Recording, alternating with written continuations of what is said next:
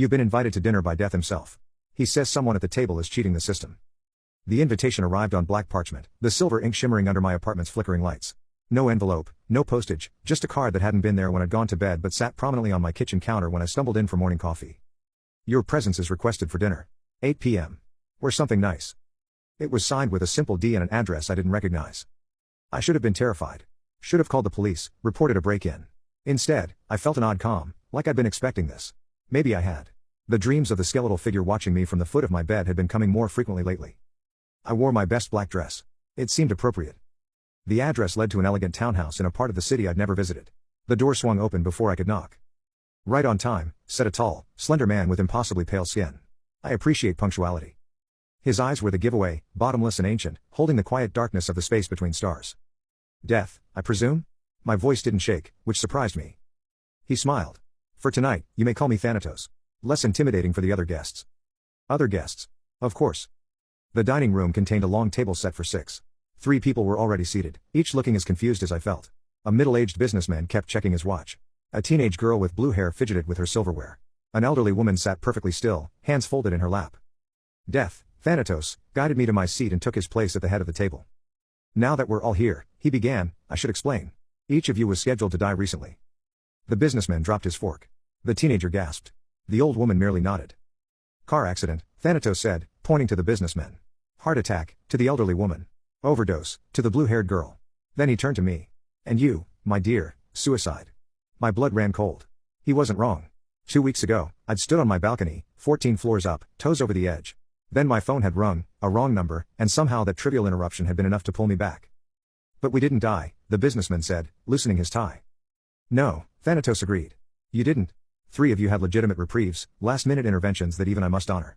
But one of you. His gaze swept the table, is cheating. Silence fell. The candles flickered, casting dancing shadows across bone-white china. Why gather us here? The old woman finally asked. Why not simply take the cheater? Thanatos smiled. Where's the fun in that? Besides, the rules require a fair hearing. Dinner gives us time for discovery. Servants appeared from nowhere, bringing soup, wine, salad. We ate in silence until the businessman spoke. Look, there's been a mistake. I was in a car crash, yes, but the airbag deployed. That's technology, not cheating. An airbag you insisted on having disabled last year because it ruined the line of your custom steering wheel, Thanatos replied mildly. Mysteriously re-enabled the morning of your crash. The businessman paled. The blue-haired girl cleared her throat. My friend found me. Called 911. That's not cheating, that's friendship. Your friend who never once checked on you before? Who felt a sudden, inexplicable urge to visit at 3 a.m. Thanatos raised an eyebrow. The elderly woman spoke next. My pacemaker. Modern medicine is a wonder. Indeed, Thanatos nodded. Though pacemakers don't typically restart themselves after battery failure. All eyes turned to me. I set down my fork. I just changed my mind, I said quietly. Thanatos leaned forward. Did you? Or did something change it for you? The main course arrived, perfectly cooked steaks for everyone except Thanatos, whose plate remained empty. I have a proposition, he said, watching us eat. The cheater confesses, and I take only them. Otherwise, I reclaim all of you tonight. The businessman loosened his tie further. This is insane. I demand to leave. No one leaves until we have resolution, Thanatos said, his voice suddenly cold enough to frost our wine glasses. We continued eating in tense silence. The blue-haired girl wiped tears. The businessman checked his watch compulsively. The old woman remained serene. As dessert arrived, I made my decision. It's me, I said. Thanatos tilted his head. Is it? I didn't just change my mind on that balcony. I felt something. Like hands pulling me back. And it wasn't the first time. I looked down. I've tried to die 3 times before. Something always intervenes. The old woman reached over and took my hand. No, dear. It's me. We all stared at her. I should have died 60 years ago, she said calmly.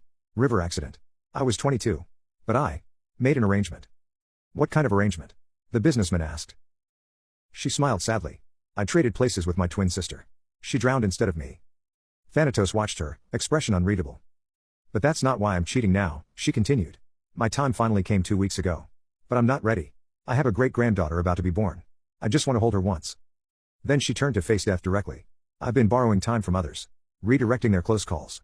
Like your balcony moment, she nodded to me. I'm sorry. I felt a chill. My life had been saved at the expense of her accepting her own death. Thanatos sighed. The rules are absolute. A cheater must be claimed. Take me, the old woman said. Just let me see my great-granddaughter first. 3 days, Thanatos replied after a long pause. Not 1 minute more. He stood, dinner apparently concluded. As we all rose to leave, still dazed, he caught my arm. "You've been given back your life 3 times now," he whispered. "What will you do with it?" I didn't have an answer. But as I stepped out into the night air, breathing deeply, I thought I might start looking for one.